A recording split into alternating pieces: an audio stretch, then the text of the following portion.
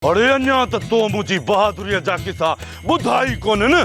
जेकॾहिं पुट ॿुधंदे न त वात गोथो थी वेंदुई। इहे जेके कन अथई न छॾ जहिड़ा, इहे चिॿा थी वेंदई। हे डिघो नकु असुल लाटूणी थी वेंदी, लाटूणी। वाह कालू वाह, वाह जो बहादुर। तेरा कंडो त छॾाए बचा, ओए फाथल थी। वाह जा तुझा किसा ने बाबा। बस रुगो हिकड़ो किसो न ॿुधो आ, ओ जेको न तोखे पुलिस पकड़े ऐं तुझा कपड़ा लाए तोखे। बस। अरे अलू इहो किसो ॿुधाइण जहिड़ो न आहे। पुलिस अहिड़ी हालत सभिनी सां कंदी आहे, पर ॿुधाईंदो को बि न आहे। इन करे अधी भली ढकी भली। त पोइ भला कम जी ॻाल्हि थी वञे। अरे सॼी उमिरि कम ई त करणा आहिनि।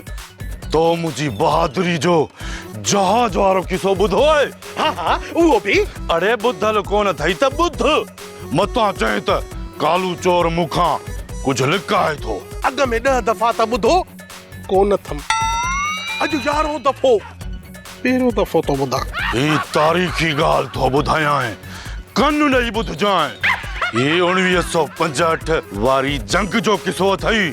हीअं दुश्मन जो जहाज उॾियो ऐं मींहं वांगे गोलियूं वसाए। मूं वटि बंदूक कान हुई, सिर्फ़ हिकु गलोल हुई। अबो 1965 वारी जंग में तू ॼायल हुए? अरे अलू, इहा मूंखे यादगिरी न आहे, छो त तंहिंमहिल मां तमामु नंढो हुउसि। हा त मूं ॻाल्हि पे कई। हीअं दुश्मन जो जहाज निकितो ऐं गोलियूं वसाइण लॻो, ऐं मूं बि हीअं गलोली कढी ऐं दुश्मननि जी अणछुटियल गोलीअ खे खणी दुश्मन जे जहाज खे ठोकी ऐं जहाज खे बाहि लॻी वई। धूअ अची मुंहिंजे पेरनि में कयईं। वाह वाह वाह साईं, वाह वाह वाह जो कम थियो। पर जंहिं कम जे लाइ मां आयो आहियां उहो त कोन थियो आहे। महिरबानी करे वो पा मुंहिंजा पीउ, मुंहिंजा ॾाॾा, मुंहिंजी ॻाल्हि ॿुध। हा त पोइ ठीकु आहे, ॿुधाए खणी। भला ॻाल्हि ॿुध। जेकॾहिं टोनी मरी पियो त पोइ त साईं मां त उन्ही सां निकाह करे सिधो नानाणे हलियो वेंदुसि। अड़े न चरिया, जेकॾहिं टोनी मरी वियो न त पुलिस तोखे ॿधी वेंदी ऐं जज तोखे सज़ाए मौत ॾेई छॾींदो। हा पोइ त तुंहिंजी पावलीअ सां सेठ धनु शादी करे छॾींदी ऐं तूं चप चटींदो रहिजी वेंदे। छा? हा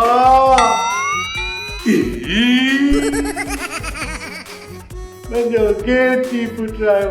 हलो हाणे हल मां सफ़ाई करे वठां। ॾिसी छा थो हल न। सोप सीरियल मश्करनि जो ॻोठ सीज़न 2 जा तमामु एपिसोड्स ॾिसो हाणे HD क्वालिटीअ में। विज़िट करियो असांजो YouTube channel Sindh TV HD drama.